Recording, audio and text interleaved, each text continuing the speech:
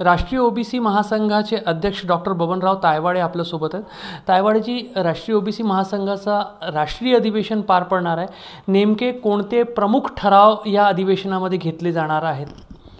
हे बघा की राष्ट्रीय ओबीसी महासंघाची स्थापना झाली तेव्हापासून आतापर्यंत दरवर्षी या देशाच्या कुठल्या तरी राज्यामध्ये राष्ट्रीय ओबीसी महासंघाच्या महाअधिवेशनाचं आयोजन करण्यात येते आणि दरवर्षी ती तारीखसुद्धा आमची ठरलेली आहे 7 ऑगस्ट. कारण 7 ऑगस्टला या देशात मंडल आयोग लागू करण्यात आला होता आणि त्या दिवशीपासनं ओबीसीला आयडेंटिटी मिळाली, ओळख मिळाली. ती ओळख कायमस्वरूपी लोकांच्या स्मरणामध्ये राहावी म्हणून 7 ऑगस्ट या तारखेची निवड करण्यात आलेली आहे. यापूर्वी नागपूर, दिल्ली, मुंबई, हैदराबाद, दिल्ली, पुन्हा तिरुपती अशा प्रकारचे 8 अधिवेशनं आमचे संपन्न झालेले आहे आणि यावर्षीचं 9वं अधिवेशन हे तिरुपती इथे त्याचं आयोजन आम्ही करत आहोत. या अधिवेशनाच्या उद्घाटनाला आम्ही पंजाब राज्याचे मुख्यमंत्री यांना निमंत्रण दिलेलं आहे.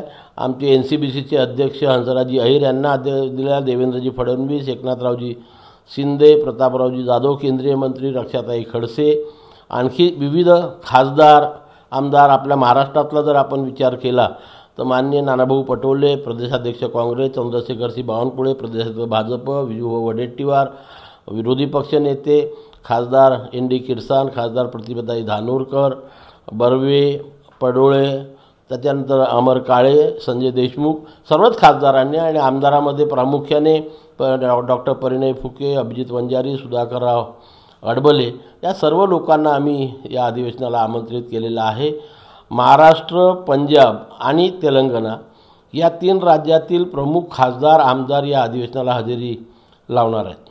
काय ठराव प्रामुख्याने या अधिवेशनामध्ये घेतले जाणार आहे आणि जो मंथन होणार आहे त्याचा विषय काय असणार आहे? मी बघा, दरवर्षी देश पातळीवरचे जे प्रश्न असतात आणि काही राज्य पातळीवरचे प्रश्न असतात ज्यामध्ये प्रामुख्याने पहिला मुद्दा जो आमचा राहणार आहे की या देशामध्ये सर्व जातींची जातनिहाय जनगणना करण्यात यावी. आज पूर्ण देशामध्ये त्याची मागणी होत आहे. तशा प्रकारचा ठराव पारित करून आम्ही केंद्र सरकारला तो पाठवणार आहोत. दुसरं असं आहे की जे राजकीय आरक्षण ओबीसी समाजाचं कमी झालं ते पूर्ववत करण्याकरता लोकसभा आणि राज्यसभेमध्ये बिल पारित करून घटनादुरुस्ती करून पूर्ववत या ओबीसी समाजाला 27% किंवा लोकसंख्येच्या प्रमाणामध्ये राजकीय आरक्षण देण्यात यावं. आम्ही 60 किंवा त्यापेक्षा जास्त हा ओबीसी समाज संपूर्ण भारतामध्ये आहे, परंतु आमच्याकरता अजूनपर्यंत स्वतंत्र ओबीसी मंत्रालय नाही. ते ओबीसी मंत्रालय केंद्रामध्ये स्थापन करण्यात यावं.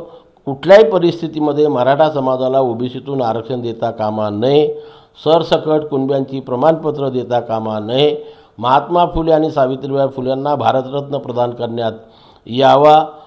पदोन्नतीमध्ये आरक्षण देण्यात यावे. हॉस्टेलची सुविधा देण्यात यावी. अशा प्रकारचे 29-30 ठराव या ठिकाणी आम्ही पारित करणार आहोत आणि पारित करून त्या ठिकाणी जे काही मान्यवर येतील त्यांना मागण्यांचं निवेदन आम्ही या सर्व याचं देऊ की आपण ज्या कुठल्या सभागृहाचे सदस्य असाल त्या सभागृहामध्ये आमचे हे प्रश्न मांडून ते सोडविण्यासाठी आम्हाला मदत करावी आणि ओबीसी समाजाला न्याय मिळवून द्यावा.